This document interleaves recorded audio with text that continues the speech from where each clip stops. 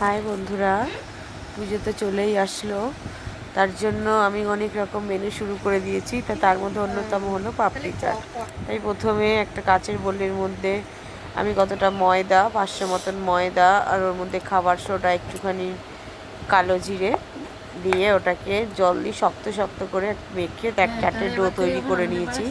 এবার সেটাকে লুচির আকারে বেলে একটা স্টিলের ছোট গ্লাস দিয়ে ছোট ছোট করে কেটে নিলাম। এবার কেটে নেওয়ার পরে ওগুলোকে আমি সর্ষের তেল রিফাইন্ড তেল গরম করব। আমি ব্যবহার করেছি ডক্টর চয়েসের রিফাইন্ড অয়েল। তেলটা গরম করার পরে ওগুলো আমি ভেজে নেব। এখন তো পুজোতে হচ্ছে এক একদিন এক এক রকম খাওয়া, মানুষের মোমো আছে, ফুচকা আছে। তা আমি পাপড়ি চাট খেতে খুব পছন্দ করি, তাই জন্য আমি পাপড়ি চাট বানালাম। তারপর আমি তেলটা গরম হয়ে যখন পাঁপড়গুলো একটা একটা করে ভেজে তুলে নিচ্ছি, শক্ত হয়ে গেল আস্তে আস্তে। যখন প্রথমে ভাজা হয় তখন একদম শক্ত থাকে না, 2-4 মিনিটের পরেই শক্ত হয়ে যায়। এতে কিন্তু নুন দেওয়া যাবে না, নুন দিলে লুচির মতো নরম হয়ে যাবে, তাই নুন ছাড়া ভাজতে হবে।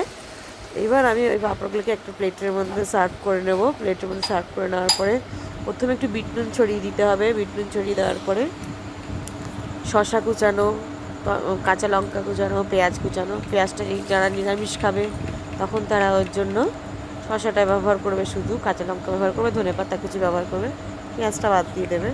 তারপর এর মধ্যে দই, তারপর টমেটোমের চাটনি বা সস যদি ঘরে থাকে সস, তারপরে বাদাম, ঝুরি ভাজা, চাট মশলা, নানান রকম উপকরণ দিয়ে সাজিয়ে নিলাম। সাজিয়ে নেওয়ার পর ওপর থেকে আবার কতটা টক দই দিয়ে দেবো। টক দইটা কিন্তু ডাইরেক্ট দেওয়া যায় না, টক দইটাকে একটুখানি চিনি আর সামান্য বিট নুন দিয়ে ওটাকে ফেটিয়ে নিলেই হয়ে যায়। তারপর একটুখানি সেদ্ধ করা আলু, তারপরে বাদাম দিয়ে ওটাকে বেশ করে সুন্দর করে সাজিয়ে নিতে হবে। কারণ পাপড়ি চাটটা দেখলেই যেন খেতে ইচ্ছা করে, এরকম একটা ব্যাপার। তো দেখো আমার রেডি হয়ে গেল প্রায় পাপড়ি চাটটা।